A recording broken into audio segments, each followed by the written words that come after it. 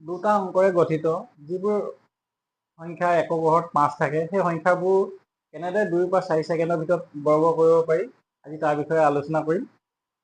ধৰি ললো এটা সংখ্যা 15। এই সংখ্যাটোক বৰ্গ কৰিবলৈ হলে আমি কি কৰিব লাগিব, আমি আৰু এটা 15 ইয়াত পূৰণ কৰিব লাগিব। আৰু এই সংখ্যাটো আমি যদি দুইটা সংখ্যা পূৰণফল উলিয়াও, তেতিয়াহ'লে আমাৰ কমেও 10 বা 15 ছেকেণ্ড সময় লাগিব। কিন্তু আমি যদি এই পদ্ধতিটো অৱলম্বন কৰোঁ, তেতিয়া আমি 2 পৰা 4 ছেকেণ্ডৰ ভিতৰত আমি এই সংখ্যাটো বৰ্গ উলিয়াব পাৰিম। ইয়াৰ বাবে প্ৰথম অৱস্থাত কি কৰিব লাগিব, প্ৰথমতে আমি একক ঘৰত থকা সংখ্যা দুটা পূৰণ কৰি ল'ব লাগিব। একক ঘৰত আছে 5, দুটা সংখ্যা একক ঘৰত 5 আছে। এতিয়া 5 পূৰণ কৰি আমি কিমান পাম, 5 × 5 = 25।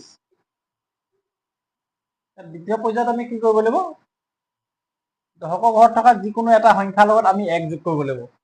যদি আমি ওপৰটোৰ লগত 1 যোগ কৰোঁ, তেতিয়া তলটোৰ লগত আমি 1 যোগ কৰিব নালাগে। আৰু যদি তলটোৰ লগত আমি 1 যোগ কৰোঁ, তেতিয়া আমি ওপৰটোৰ লগত যোগ কৰিব নালাগে। যিকোনো এটা সংখ্যাৰ লগতহে আমি 1 যোগ কৰিব লাগিব।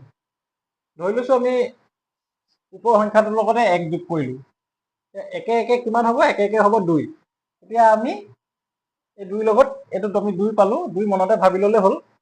এতিয়া আমি কি কৰিব লাগিব, এই দশকৰ ঘৰৰ সংখ্যাটোৱে ওপৰৰ দশকৰ ঘৰৰ সংখ্যাটোক পূৰণ কৰিলে আমি যিটো পূৰণফল পাম, সেইটোৱে হ'ব 15ৰ বৰ্গ সংখ্যা।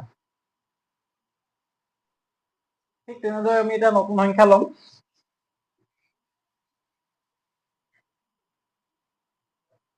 ধৰি লৈছো 45। এতিয়া আমি প্ৰথম অৱস্থাত কি কৰিব লাগিব, প্ৰথম অৱস্থাটোত একক ঘৰৰ সংখ্যা দুটা পূৰণফলটো আমি তলত পাতি ল'ব লাগিব। 5 × 5 = 25। তাৰপিছত কি কৰিব লাগিব, এতিয়া আমি দশকৰ ঘৰৰ সংখ্যাটোৰ লগত 1 যোগ কৰিম। 4 লগত 1 যোগ কৰিলে আমি কিমান পাম, ইয়াৰ লগত আমি 1 যোগ কৰিলে পাম 5। এতিয়া মনতে এইটো 5 বুলি ধৰি ল'ব, 1টো যোগ মনতে যোগ কৰি ল'ব। এতিয়া আমি কিমান পাম, 4 × 5 = 20।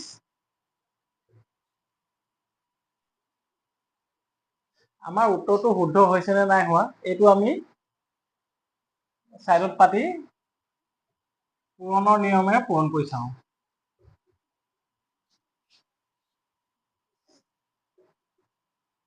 5 × 5 = 25, 25ৰ 5 উকলিব 2, 4 × 5 = 20, 20ৰ 2 = 22। 4 × 5 = 20, 20ৰ 0 উকলিব 2, 4 × 4 = 16, 16ৰ 2 = 18। আমি কিমান পাম,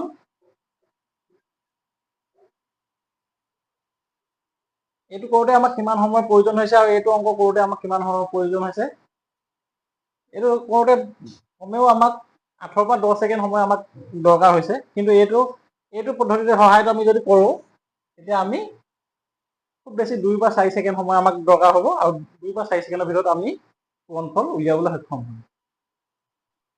এটা নতুন সংখ্যাৰে আমি পুনৰ এই পদ্ধতিটো কৰি চাওঁ।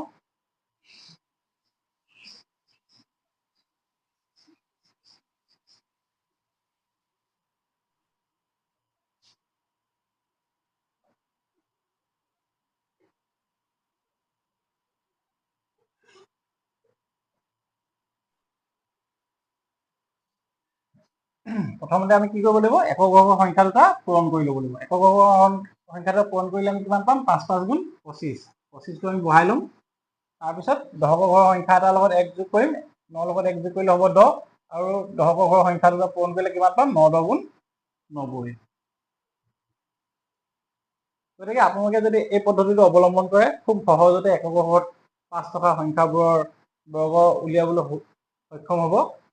গতিকে এই পদ্ধতিটো আপোনালোকৰ সকলোৰে বাবে সুবিধা হ'ব বুলি মই আশা ৰাখিলোঁ।